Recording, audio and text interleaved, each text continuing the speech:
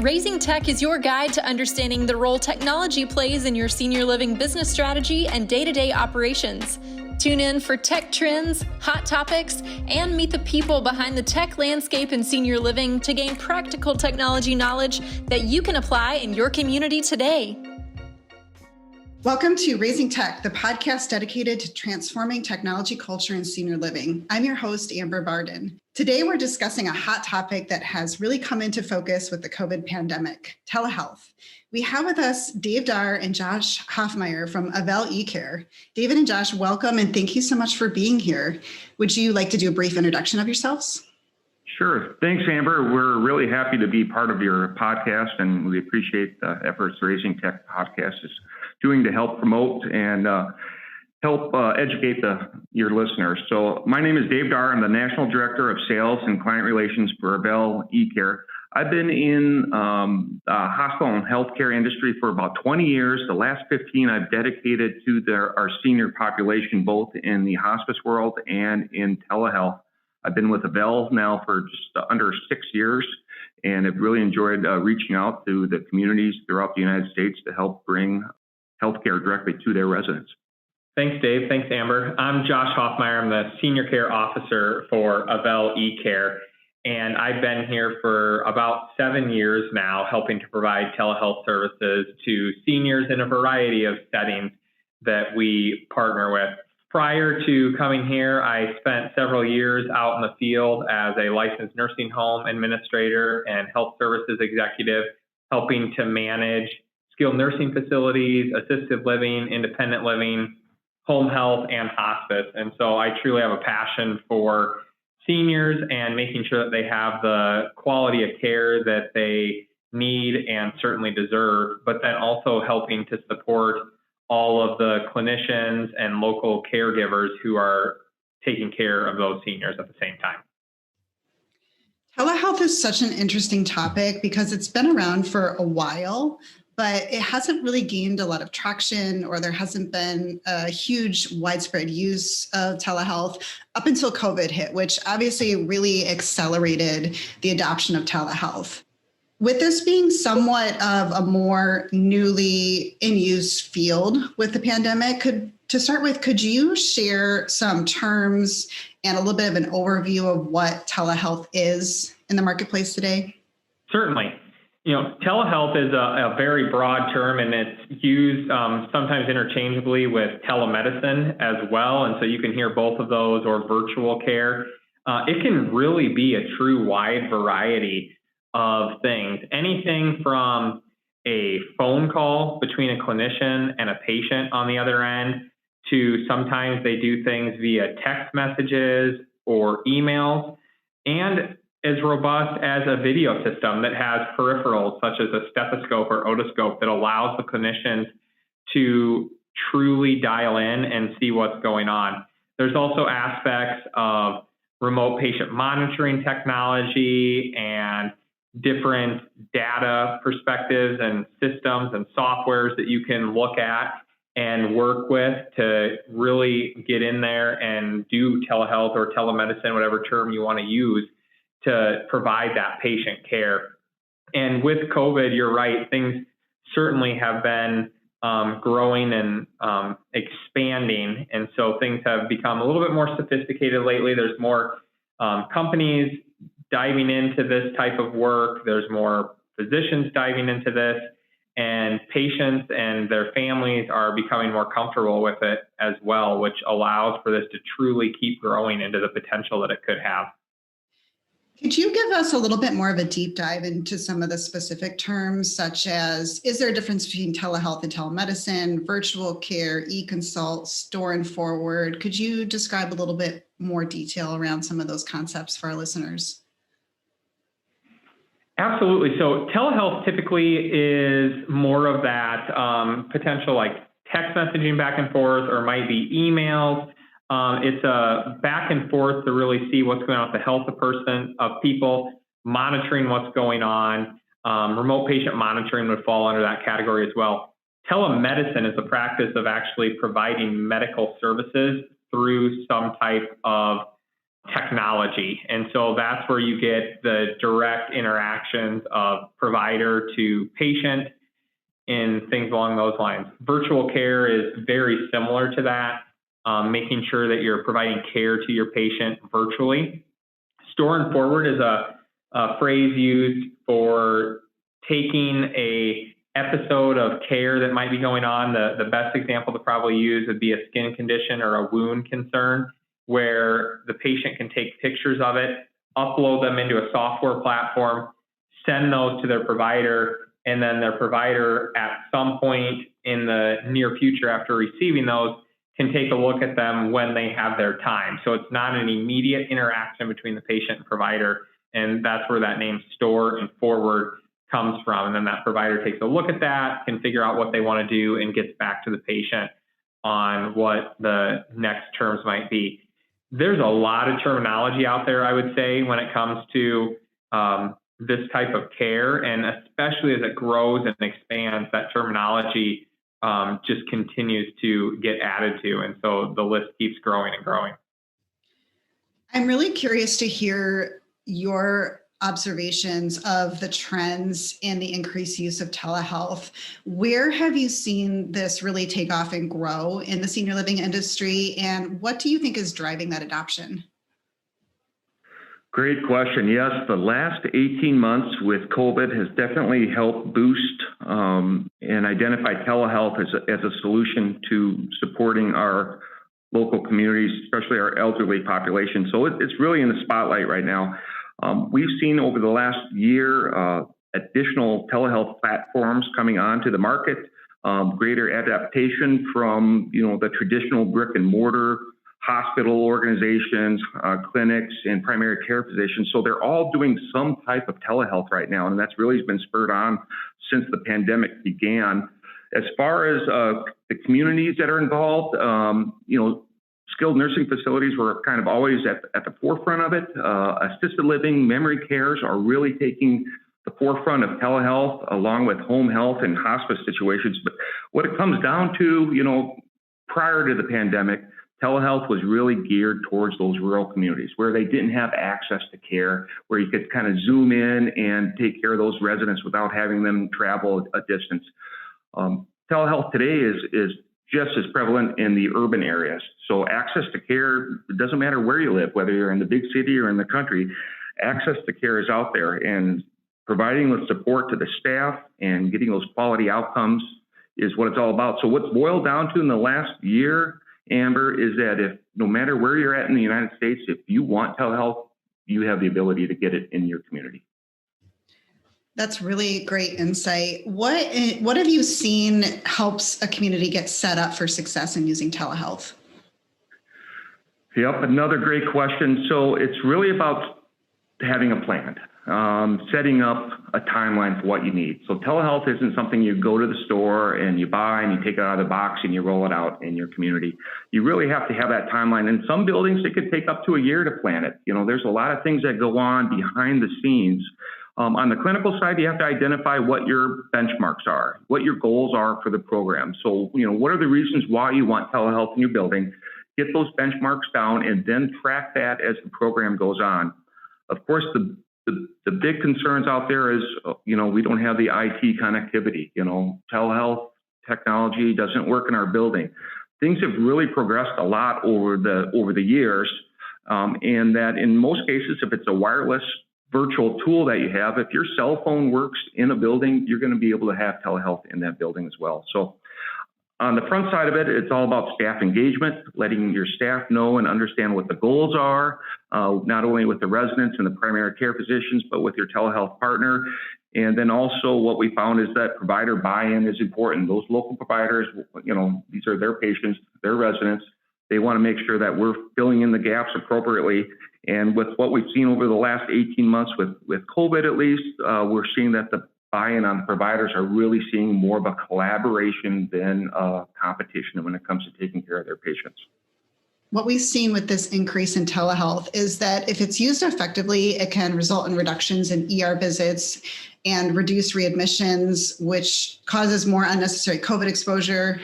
It can also empower the frontline staff and improve the resident and family experience. But I can imagine that this still seems very overwhelming and maybe a little bit far off for some communities, even though these solutions are already available and ready to be implemented.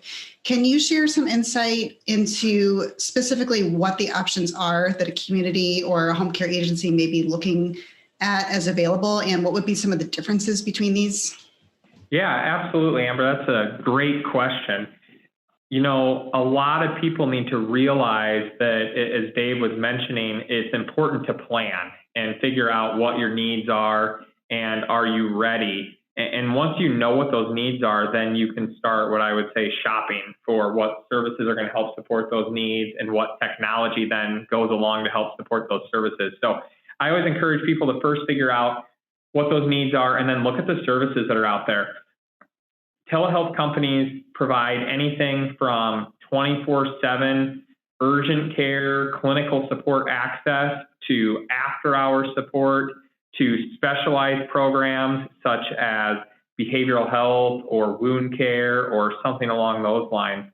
And then when you know what that's going to be and what services you're going to go after, you can then start figuring out what technology needs to go along with those services. And so in today's world, as most people well know, there's a lot of technology out there. And you could really spend a lot of time looking at that technology and trying to figure out what you need. And so trying to shop around and figure out the right solution is important. Do you need video capabilities for what you're going to be doing? Most of the time, the answer to that is yes. It's much easier for a provider to do telemedicine services when they have those video capabilities and they can see the patient that they're looking at. Then there's also the questions around, do we need any remote patient monitoring equipment, or do we want peripherals that connect through the video equipment so that we can maybe use a stethoscope to listen to heart and lung sound, or use an otoscope if we need to look into someone's throat or into their ears if they're having issues. So that's some of the examples of what's out there. It's a wide variety of services and a wide variety of technology that truly helps support those services. You know, and I'll just add to that, Amber, you know, when we visit with communities around the country, the goal is to really fill in that gap of service. So telehealth isn't really going to replace any services that they have. It's really going to complement what they have in their building or further support them. And, you know, as far as specialty services, that could include the behavioral health. It could include wound care. It could include social work, care transitions, and those advanced care planning. So, you don't have to have a big need in a building, but sometimes those, you take care of those smaller needs, and then you can kind of grow into a larger, more comprehensive telehealth program. Do you have any insights that you can share with our listeners around the reimbursement for telehealth and how that has changed with COVID? Yeah, so prior to COVID, first of all, let me say that the reimbursement is payer specific. And so you need to know the payers that you're working with and what their rules and regulations around the reimbursement for telehealth are. One of the biggest ones, of course, in the industry that we work in with seniors is Medicare and Medicaid, and knowing what the CMS rules are and what the state Medicaid rules are when it comes to billing. And prior to COVID, whether it was the CMS payer sources of Medicare and Medicaid, or it was other insurance companies, Medicare replacement plans, those types of things, it was rather limited on the reimbursement options for billing through those payers for telehealth services. You had to be in a rural designated location. It could not be urban. You had to be in a qualifying originating site, such as a skilled nursing facility or a clinic. It could not be a person's home or an assisted living or other settings such as those. You could only have an encounter with certain CPT codes billed once every 30 days or so, depending on what it was. And so when COVID happened and the public health emergency came out, they really started to look at how can we keep these people from that unneeded exposure, as you referenced earlier, Amber, in our conversation. And having telehealth and telemedicine capabilities was key to that plan. So they opened the doors and eliminated a lot of those restrictions on the payer side. And so, you saw CMS coming out with allowing any location to truly be an originating site. You saw those 30-day qualifications, or if it was a billing code for once every 14 days, those things go away, and they were able to more freely use telehealth and have more frequent visits as needed. A lot of the other private payers and different things too started opening their doors a little bit. And now, we're still in the pandemic. There's still a long road ahead with COVID, but as we start to hopefully turn the corner, everyone's starting to say, well, what now?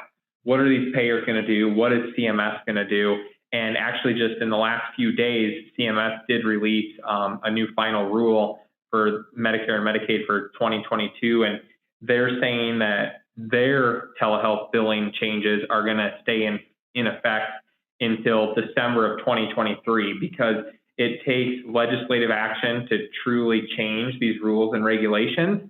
But with this public health emergency, they can push out what they're doing to allow time for research to be done and see what the impacts of telehealth actually have been the last couple of years with these lifted restrictions. So it's a complex world, certainly something that you have to do your homework on, talk with the experts, get a really good understanding of it so that you know what the reimbursement is going to look like based off of what we just talked about with the services you select and the type of technology that you're considering. I imagine that all this information is a little bit overwhelming to any listeners who may not have started down this telehealth journey yet. To put things in perspective, could you share a specific story or case study about a client, maybe share a little bit about where they were before telehealth, how they actually went about implementation, and then some of the outcomes? Sure. We've been rolling out a lot of buildings over the last 18 months. And, just for reference here, at Avel eCare, we provide kind of the soup to nuts. We do everything for the telehealth. We've got physicians, a full geriatric team of nurses, pharmacists, social workers, behavioral health specialists, wound care specialists. So we can handle pretty much anything. So just depending on what that specific community needs is kind of how we set up that program. We did a lot of go lives, adding new services to new buildings virtually, of course. We just rolled out a small assisted living building in Alaska. So, we're in the middle of South Dakota. All of our clinicians are located here. And so we really had an opportunity to reach out and help anyone, anywhere. So just this morning, Josh and I were in the clinical hub doing stand-up, finding out what's going on. And we had a phone call at 3 a.m. last night from a universal care worker that had just started working there 2 weeks ago. So she hadn't been quite fully trained on what the telehealth capabilities were in the building. And so she called in, not really panicked, but the nurse said, call in and Avel can kind of help out. Well, our nurse picked up the phone right away, kind of found out what was going on. She was able to give her a quick tutorial on our cart, review all the peripherals, kind of explain what our role is in helping out. And within a few minutes, we had that resident up on video, and we were able to do a video consult and ask some questions and look into their EMR to find out what was going on with them and address the issue right away. So in that area up there, like most parts in the United States, staffing concerns are a big deal. Not having to send a resident out because of a small issue is a big deal. And we were able to kind of help out in a big way. It was a small situation up there, but in the end, it turned out to be a pretty big deal for that building. And we just found out that the clinical concerns that we had were addressed right away, and we're moving on, and we're waiting for the next call from them. It certainly can be overwhelming, though, as you said, and I think that's why it's important when you're looking to pick a partner for your telehealth that you find a team that has done this work before, can help you walk through this implementation, is there to help train your clinicians, because you do have that staff turnover at times, and you need to know that they're going to have a reliable source that they can go to. And the example Dave shared is just one of hundreds that happen each and every day with the work that we're doing here at Avel. And I would also just throw out there, as people think about, well, what would we use telehealth for?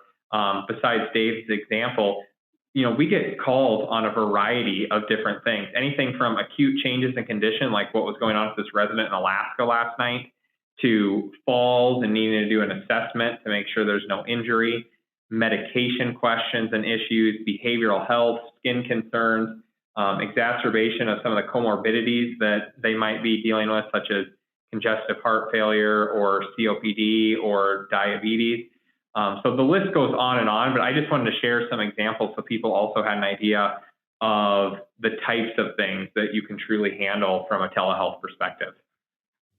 That's really great insight. And I think that'll be really helpful to our listeners. And it's also really exciting. I think the widespread adoption of telehealth is one of possibly the silver linings of the COVID pandemic. One last question I have for both of you. What excites you the most about the future of technology in senior living? Well, I'll start with that. And, I think the title of this podcast today says it all. Telehealth is here to stay. I mean, Avel, we've been doing this for well over 25 years, and there would be times that we were wondering, do people get it? Do they really understand what telehealth is all about? And it is here to stay. And part of that on the technology side, at least, Amber, is with how it is, we can take telehealth anywhere. The use of the peripherals is wonderful. I mean, with our system, we have a stethoscope. We can listen to the heart, the lungs, the stomach, the bowels, you name it. The derm cam, the otoscope, tongue depressor, blood pressure cuff. I mean, it's as if you're there having a full assessment with that patient. But there's a lot of things going on now. We have access to a multi-call. So if we're doing a social work encounter, we can bring in family members from other parts of the country to sit in on that call. So that's a wonderful thing. But they're adding EKG machines, scales. So this is going to go from the SNF world to the assisted living world to home health and hospice down the road. So it's going to be available to almost anyone for any reason at all. So that's probably the most exciting part about it, is that this technology is helping sell the service and show up front and close just how well we can help. Yeah, and I would just add on, what excites me besides everything that Dave just shared is the true impact that it has on access and quality of care, and making sure that patients are getting that quality of care that they need and that it's accessible when they need it versus having to wait. And as we see workforce shortages and more providers retiring or changing careers, that access becomes harder and harder. And telehealth is one way that we can broaden that perspective and have support there for more and more people. It could be for the residents that we're serving through Avel. It could be for our families. It could be for any of us that are doing this podcast today. At some point, you're going to need that access and need that service, and it might be telehealth that helps you get it in a timely fashion. Dave and Josh from Avel eCare, thank you so much for joining us today on today's episode of Raising Tech. Really appreciate all the insight and knowledge you shared with our listeners. And thanks for joining us today, listeners. Thanks for listening to Raising Tech, where we help senior living communities unlock the power of transformational technology. This podcast is powered by Parasol Alliance.